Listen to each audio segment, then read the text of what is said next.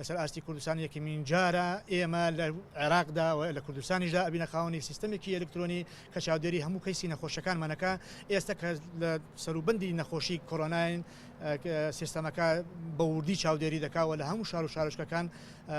داتاکان داخڵەکرێ. ئەم داخلکردنی ئەم داتایە بۆ ئێمە یەکجار گرنگە بۆی حکوومەتی هەرێمی کوردستان بە مەبنای داتای دروست قەراری دروست بدا. وەزارەتی سەحی ئێمە لەسەر ئەساسی ئەو داتایانەی کە لەم سیستەمە داخڵەکرێ دەتوانێت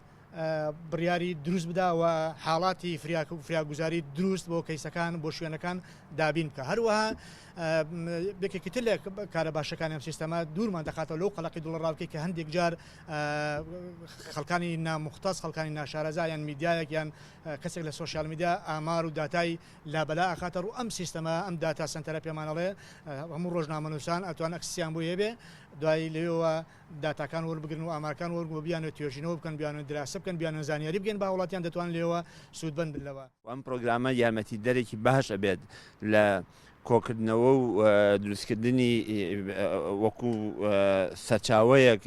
خەزنێکی زۆر بۆ ئەو داتایانەی کە هەیە کە یارمەتی دامەزراوەکان تەندروستی با بۆ بڕیاری دروست بن لە هەمان کاتا لە ڕێگەی ئەو لینکەی کە لە وەزارەتی لە وەبسایتی وەزارەتی خوێندنی باڵا و ماڵپەڕی